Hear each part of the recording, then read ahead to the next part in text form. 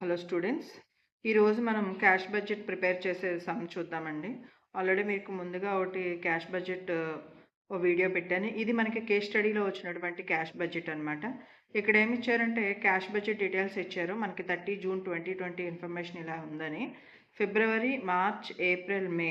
అయితే ఇక్కడ ఏమడుగుతున్నారంటే prepare a cash budget for the 3 months ending 30th June 2020 from the information given below. అంటే 3 months base చేసుకుని మనం క్యాష్ బడ్జెట్ ప్రిపేర్ చేయాలన్నమాట. మనకి ఇచ్చినటువంటి డేటాలో ఫిబ్రవరి, మార్చ్, ఏప్రిల్, మే, జూన్ ఇచ్చారు.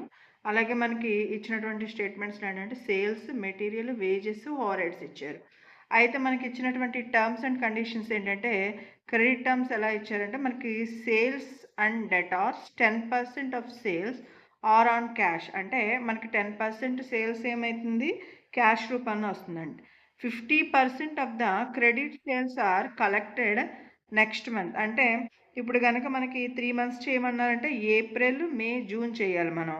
సో ఇప్పుడు 16,000లో 10% క్యాష్ ఇచ్చేసారు. 10% క్యాష్ ఇచ్చేసారు కాబట్టి 16,000 ఇంటూ 10% ఆ క్యాష్ అనమాట.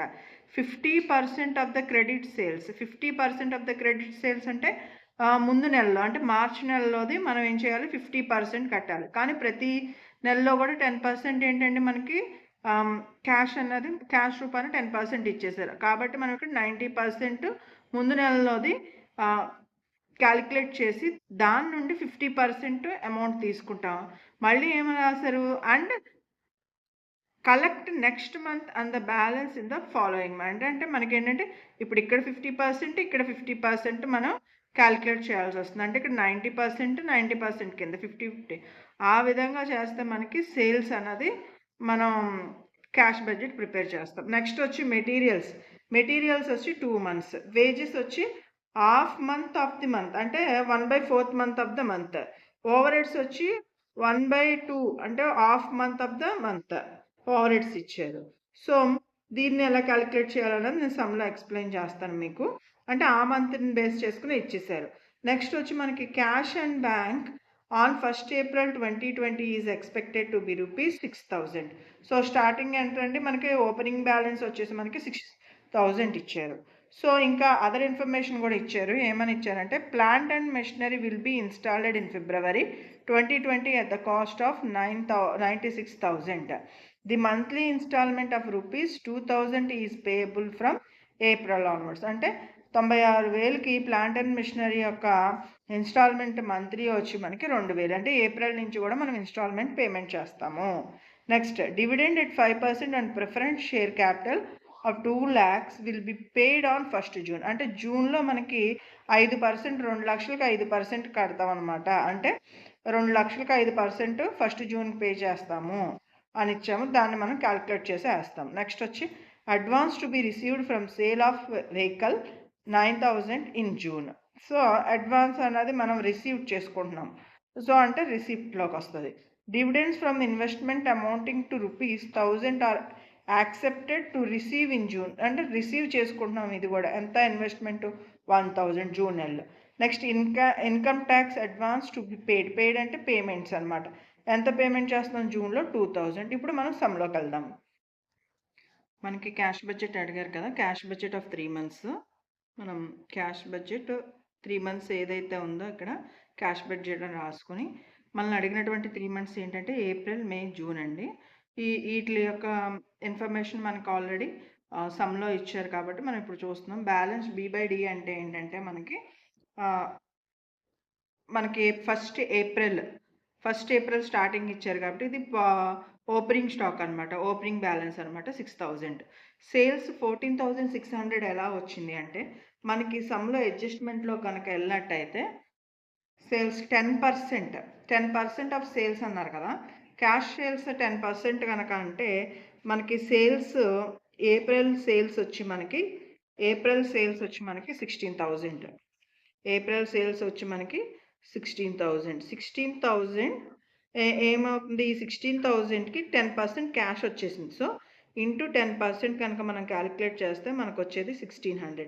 నెక్స్ట్ ఏమని చెప్తున్నారు ఇన్ఫర్మేషన్లో, నెక్స్ట్ ఏమంటున్నారంటే అడిషనల్ ఇన్ఫర్మేషన్లో మనకి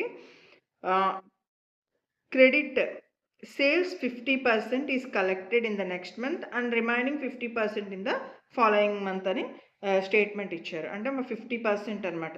credited 50% of the month and the next month అంటే మనకి ఇప్పుడు మనం ఏప్రిల్ కడుతున్నాం కాబట్టి మార్చ్ 50%.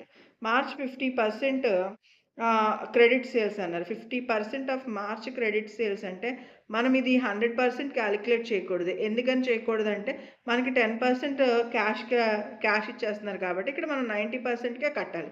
90% ఇంటూ మార్చ్ యొక్క సేల్స్ ఎంత 15,000. సో 15,000 ఈజ్ ఈక్వల్ టు మనకు వచ్చేటటువంటి అమౌంట్ అంతే 13,500. ఇప్పుడు ఈ 13,500 నుంచి మనం ఏం చేయాలంటే 50% క్యాలిక్యులేట్ చేయాలి.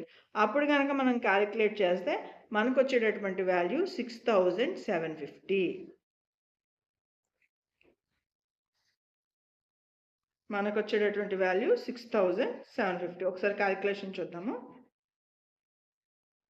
చూడండి 90% మనకి ఏం కట్టాలంటున్నాం 15,000 ఇంటూ 90% కడితే మనకు వచ్చేటటువంటిది 13,500. 13,500 ఇంటూ 50% కనుక మనం క్యాలిక్యులేట్ చేస్తే మనకు వస్తున్నటువంటి ఆన్సర్ 6,750. ఆ 6,750 అన్నది మనకి ఇప్పుడు వచ్చినటువంటి 50% ఆఫ్ మార్చ్. ఇంకా ఏమడుగుతున్నారు ఇంకోటి కూడా నెక్స్ట్ మంత్ కూడా 50% అన్నారు. నెక్స్ట్ మంత్ కూడా 50% అంటే మార్చ్కి ముందు మంత్ ఏంటండి ఫిబ్రవరి క్రెడిట్ సేల్స్. ఇక్కడ కూడా మనం ఎలా కట్టాలి సేమ్ యాజ్ ఇట్ ఈజ్ మార్చ్కి ఎలా అయితే క్యాలిక్యులేట్ చేసామో ఇక్కడ కూడా అలాగే క్యాలిక్యులేట్ చేయాలి. 90% ఇంటూ ఫిబ్రవరి అమౌంట్ ఎంత మనకి ఫిబ్రవరి అమౌంట్ వచ్చి మనకి 14,000. 14,000 ఈజ్ ఈక్వల్ టు మనకు వచ్చేటటువంటి వాల్యూ 12,600. ఈ 12,600 ఇంటూ మనం ఏం చేయాలి 50% క్యాలిక్యులేట్ చేయాలి. ఈ 50% క్యాలిక్యులేట్ చేస్తే మనకు వచ్చేటటువంటి వాల్యూ 6,300. ఇప్పుడు మనం క్యాలిక్యులేట్ చేసినటువంటి 10% cash sale, 50% March credit cash sale, 50% ఫిబ్రవరి క్యాష్ సేల్ మొత్తం కూడా మనం ఏం చేయాలంటే ఈక్వల్ చేయాలి. 1,600 plus 6,750 plus 6,300. This is equal to మనకి వచ్చేటటువంటి వాల్యూ ఏదైతే ఉంటుందో అదే మనకి ఏప్రిల్ యొక్క సేల్స్ అనమాట. యాజ్ ఇట్ ఈస్ ఇప్పుడు ఇది ఎలా అయితే మనం క్యాలిక్యులేట్ చేసామో అదే విధంగా మనం నెక్స్ట్ మేకి జూన్కి కూడా క్యాలిక్యులేట్ చేస్తాము. ఒకసారి క్యాలిక్యులేట్ చేస్తే వాల్యూస్ ఎలా వచ్చినాయో ఒకసారి చూపిస్తాను చూడండి. ఇది క్యాలిక్యులేట్ చేస్తాం మనకి ఇప్పుడు మే క్యాలిక్యులేట్ చేస్తాం. ఫస్ట్ ఏప్రిల్ క్యాలిక్యులేట్ చేసాం కదా, మే క్యాలిక్యులేట్ చేస్తే ఫస్ట్ 10% ఆఫ్ ద సేల్స్ వచ్చి మనకి 17,000 అయితే 1,700. మే 15% అయితే ఏప్రిల్ క్రెడిట్ సేల్స్ వచ్చి 90% 16,000లో వస్తే కనుక మనకి 50% కడితే మనకి 7,200. నెక్స్ట్ మార్చ్ క్రెడిట్ సేల్ 90% వస్తే మనకి 6,750. ఇదంతా టోటల్ చేస్తే మనకు వచ్చినటువంటి వాల్యూ 15,650. యాజ్ ఇట్ ఈస్ జూన్కి కూడా మనం ఇలాగే క్యాలిక్యులేట్ చేస్తాం. ఈ విధంగా మనం వాల్యూస్ క్యాలిక్యులేట్ చేసాం కదండి. ఇది ఏప్రిల్, మే, జూన్. నెక్స్ట్ వచ్చిన స్టేట్మెంట్లో చూసినట్టయితే మనకి రిసిప్ట్స్లో ఇంకా ఏముందండి, రిసిప్ట్స్లో వచ్చి మనకి advance to be received for a sale of vehicle 9,000 in June. So మనకి వెహికల్ యొక్క అడ్వాన్స్ జూన్లో రిసీవ్ అయింది అంటే రిసిప్ట్లో రాస్తాం. అలాగే డివిడెండ్ ఇన్వెస్ట్మెంట్ కూడా. డివిడెండ్ ఇన్వెస్ట్మెంట్ ఏమంటున్నాడు, dividends from investment amounting to ₹1,000 are expected to receive in June. So ఇది మనం జూన్లో ఎంటర్ చేస్తాము. Dividend investment 1,000. నెక్స్ట్ వచ్చి పేమెంట్స్, ఇంకా మిగిలినవన్నీ కూడా మనకి పేమెంట్స్లో మీకు మెటీరియల్ 2 months అంటున్నారు. మెటీరియల్ 2 months అంటే ఇక్కడ మనకి చూడండి ఏప్రిల్ ఎంత యాక్చువల్గా అయితే 9,200, కానీ మనకి మెటీరియల్ ఏమని చెప్తున్నారు 2 months అంటున్నారు. 2 months అంటే దీనికి ముందు ఉన్నటువంటి 2 months వేయాలి. అంటే ఫిబ్రవరి అమౌంట్ మనం ఏప్రిల్లో వేయాలి, మే అమౌంట్ మనం మేలోనేమో మార్చ్ అమౌంట్ వేయాలి, జూన్లోనేమో మనం ఏప్రిల్ అమౌంట్ వేయాలి. ఈ విధంగా మనం అమౌంట్స్ నోట్ చేసుకోవాలి. 9,600, 9,000, 9,200 అంటే 2 months ముందుది మనం నోట్ చేయాలన్నమాట. వేజెస్ వచ్చి మీకు వేజెస్ ఏమని చెప్తున్నారు 25% ఆఫ్ ద మంత్ అంటే ఆ మంత్లోనే వచ్చేస్తుంది, నెక్స్ట్ మంత్ది కాదు. So 1/4 of the month wages వచ్చి 1/4 ఆఫ్ ద మంత్ అన్నప్పుడు మనం ఏం చేయాలంటే ఈ ఈ ఈ మంత్లోనే మనం నోట్ చేస్తాం 3200, 3600, 4000. ఓకే, నెక్స్ట్ ఓవర్ హెడ్స్ వచ్చి 1/2 మంత్ అంటే హాఫ్ 50%. అంటే మనం ముందు మంత్ది నోట్ చేయాలి. హాఫ్ మంత్ అన్నారు కాబట్టి మనం ముందు మంత్ది నోట్ చేయాలి.